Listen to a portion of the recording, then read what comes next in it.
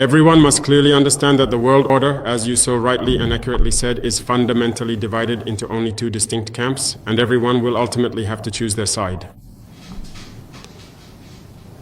Those individuals who claim to be entirely neutral either have absolutely no real understanding whatsoever, or perhaps their brains are completely switched off. Let's be unequivocally clear about that particular point. There is no possible neutrality. There are the oppressors, and those who are oppressed.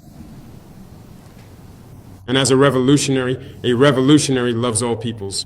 So thank you to all of you who have come from Europe, America, and from all over to support us, because the cause of Thomas Sankara, certainly, on October 15th, 1987, people thought they had assassinated the man and his ideas. They tried to destroy all the archives, even going so far as to use our national television. People tried to destroy everything that could exist. They are witnesses. You can go to RTB and ask them. All the archive boxes were emptied. They tried to completely erase the facts about Thomas Sankara. Thank God some people were able to preserve many things about him. Today, more than ever, we realize that yes, the man, the flesh is gone, but his spirit remains in the world. Today, many African heads of state hide behind a so-called democracy made in the African way, trying perhaps to copy their imperialist master. But today, democracy in the world is limited. It has developed, it has reached its peak. Today, it is in decline. That must be acknowledged. We need to create our own model. And our model is African. And as they say, if the meaning of the word democracy is as they claim, then it was born in Africa. So here we have our own way of seeing things. We must become Africans again and embrace African books.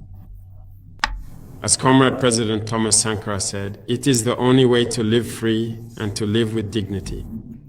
From this moment forward, wherever we may be, let us consistently spread the vital message of our shared history, where we truly come from, precisely what we are actively doing today, and exactly why the world is currently the way it is.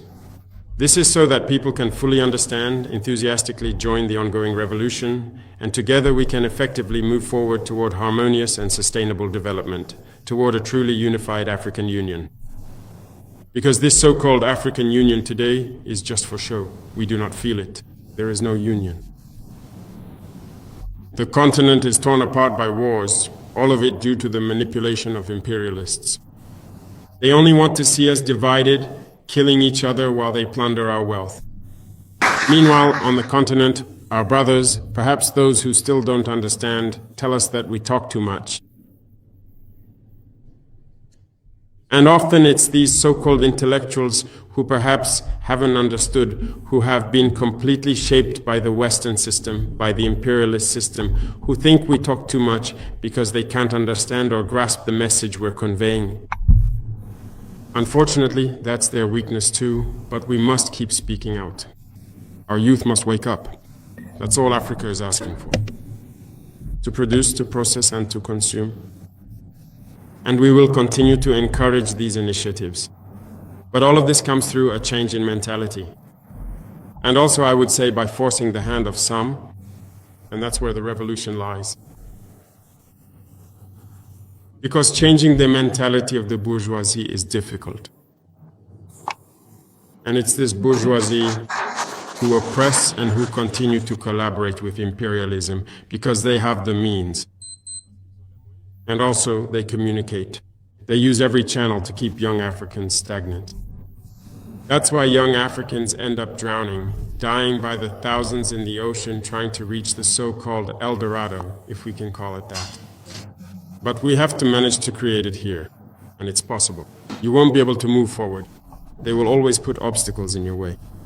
Through the laws that the imperialists themselves have put forward, have led them to develop.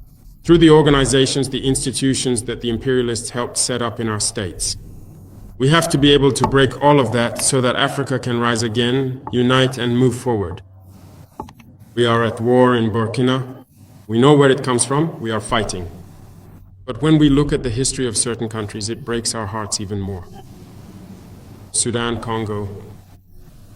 In short, there are enough places where people are dying by the thousands, where brothers are tearing each other apart all day long. Here, it's individuals manipulated by imperialism who are sitting on the other side, sending them a bit of money, fuel, weapons, ammunition, and they kill their brothers. They roam through the countryside, killing without even knowing why they're doing it. But all of this is because minds are still. You need to be able to reignite the minds of many Africans so that we can wake up and smile at each other. And it's through the communication that you are doing. We have created the Institute of Black Peoples. We are now in the process of making it operational. And I hope that everyone will participate, either in person or via video conference, to continue educating our youth so that they take responsibility, so that they understand the world and make it their own, so that we can finally wake up, unite, and live with dignity and freedom.